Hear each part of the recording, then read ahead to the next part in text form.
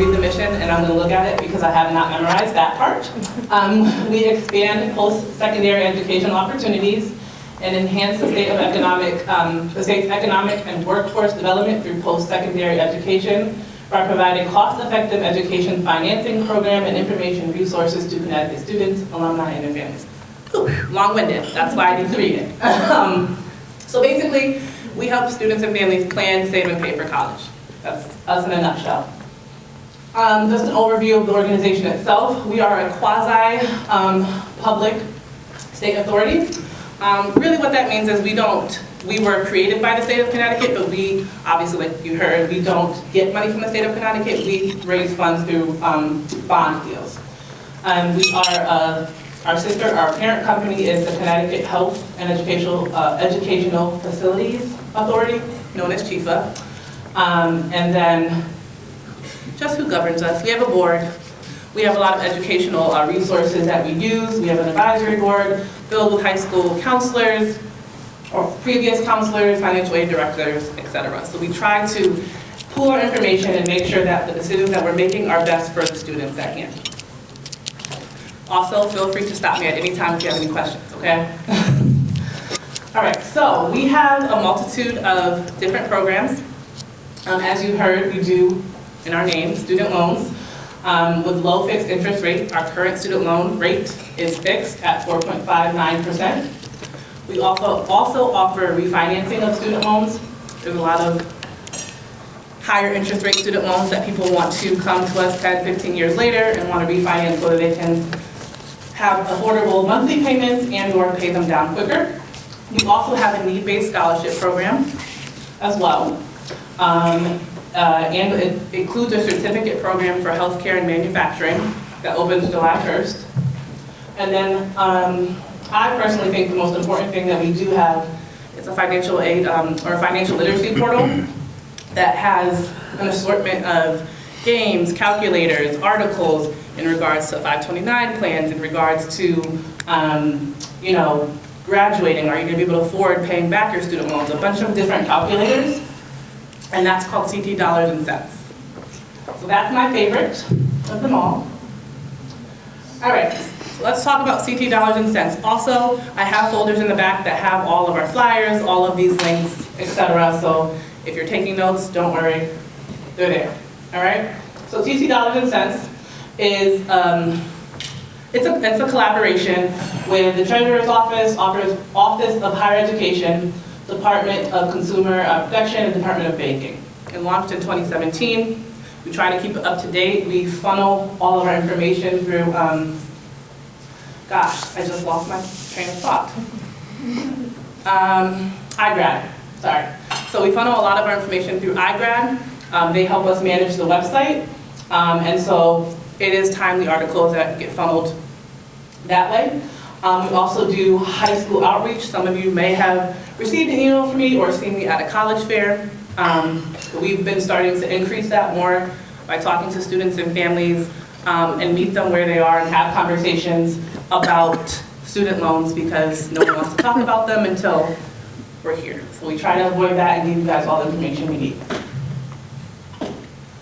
Our need-based scholarship program, it opens March 1st and closes May 1st. Over the life of CHESLA, we've dispersed $10.4 million in scholarship funds, assisting over 5,000 students. Like I said, it opens in March, it closes in May 1st, so it just closed. And I think we had over like 700 applicants, something like that. And then we just recently started to do a certificate program that's kind of year-round, where you are focusing on healthcare and manufacturing.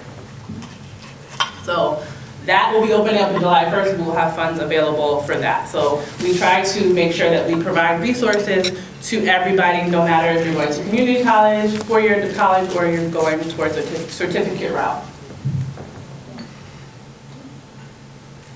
So this is just a previous, when we were able to do in person, a previous example of celebrating our recipients. We were able to do that, I think that was 2 years ago. We were able to disperse close to $500,000 in scholarships. These are just thank yous. These touch my heart because obviously we know that college is really expensive, and if we can just do a little bit to help those in need, it goes a long way. All right, so let's get down to the nitty-gritty of the in-school loan program, right? So we serve students that are coming into Connecticut and CT residents going out anywhere in the United States. So it's either or. And then, like I said, they're funded through bonds. And our current rate is 4.59. As people say, or have you heard, the market's kind of going a little crazy. I know that the Parent Plus loan just closed, and their interest rate for Parent Plus, I think, is 7.54, which went up from like 6.58. So we have not closed on our new rate yet, but it probably will go up just based off what's happening in the market. Everyone's rates are kind of going up a little bit. But it is our goal, it is always our intention to have reasonable rates where that when you're paying back, you're not paying, you know, I don't think we've never gone over 6, okay, never. And we really try not to go over 5, but sometimes that doesn't happen, okay? So we have a 140-month repayment term, which is 11 years, 6 months, which is a little bit different than most standard student loans. It's usually about 10 years for the standard repayment. And then there's no fees. So when you see someone or promotion of a loan and it says starting at 4.59 or 4.25, you have to look and make sure that that's not including extra fees like APRs. That kind of goes up. So our rate is 4.59, nothing else, and it's not based off of credit. Once you get it, you get it. Yeah, and we dispersed a good amount, so $544.8 million thus far and counting. So here's the tricky thing. We've had a lot of presenters come up here and talk about different options. For us and parents that I talk to or students that I talk to when I go to college fairs or on the phone, this is a last option. If you call us, we're never going to say, don't take anything on your financial award letter, just come to CHESLA and give us all your money. That will never be a conversation you'll have with any CHESLA employee, and there's 3 of us. What we will say is, have you exhausted all your other avenues? Have you exhausted the federal loans? Because realistically speaking, they have the best when it comes to options and flexibilities of repayment, right? So the direct sub and unsub. Unsub means that you pay the interest, that's how I remember it. Sub means that they pay the interest while the student's in school.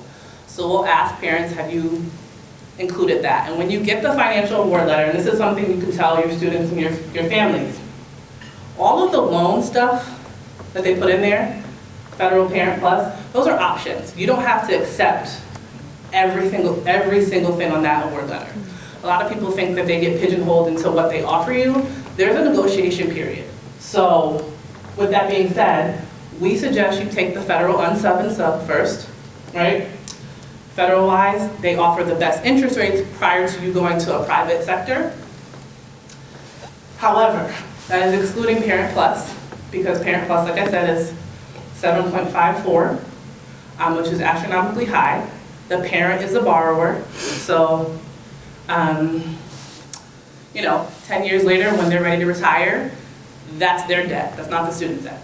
So we tell parents, there's other avenues, there's private loans that are less than the interest rate, and you're not gonna, and it's in your student's name. You can co-borrow with them, you can co-sign for them, but you're not held onto the, you know, $50,000, $60,000 of debt when they graduate. So you can accept partial of the loans on the financial award letter.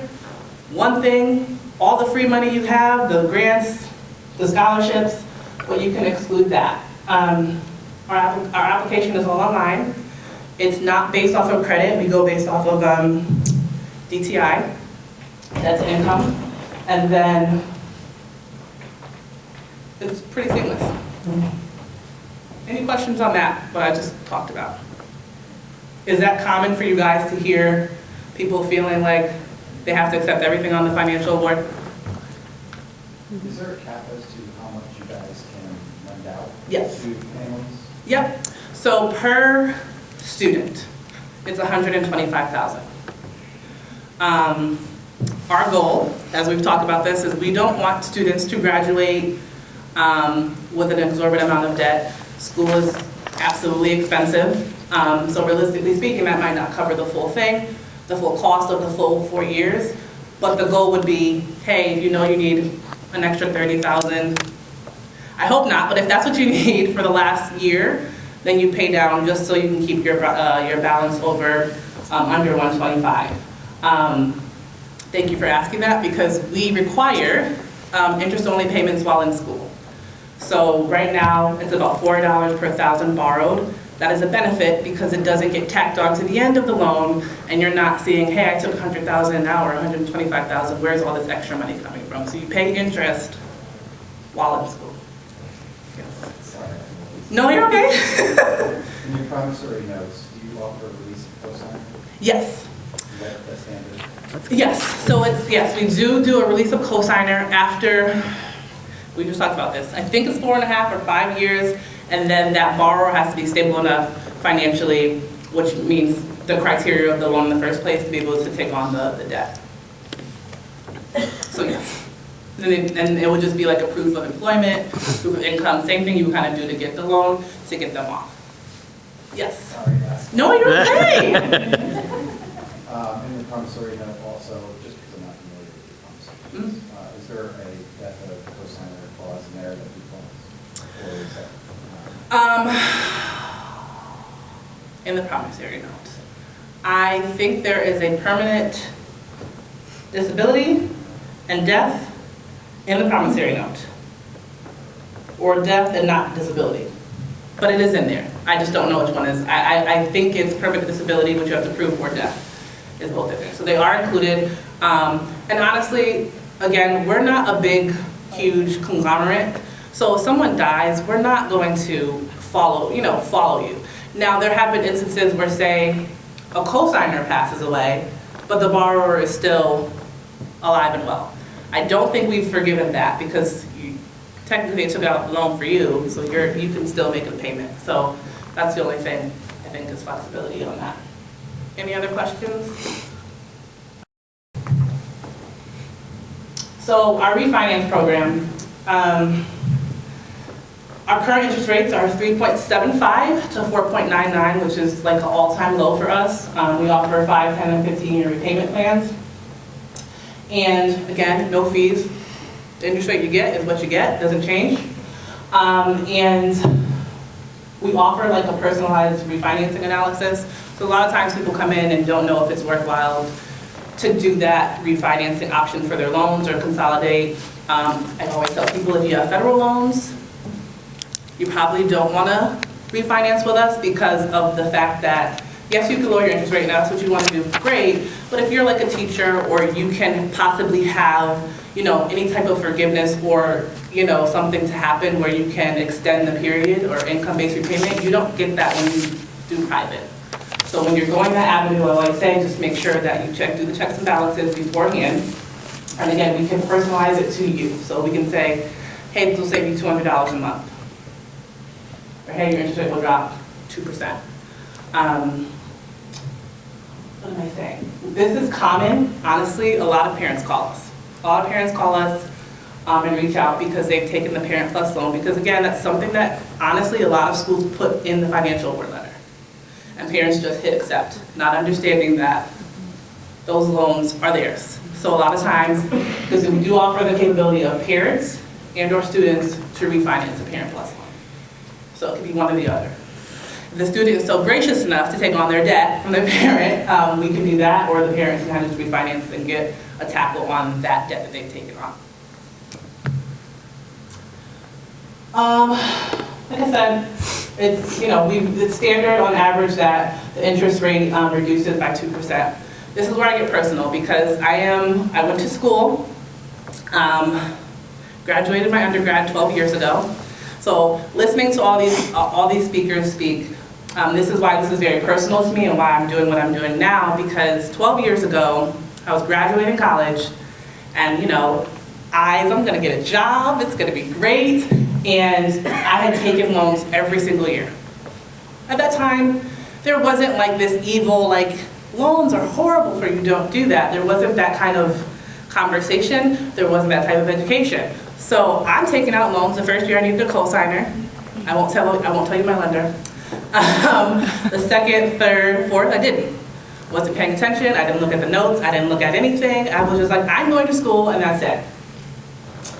And then I had like a senior seminar class where my teacher was like, hey, let's itemize your debt so you can be prepared for the world.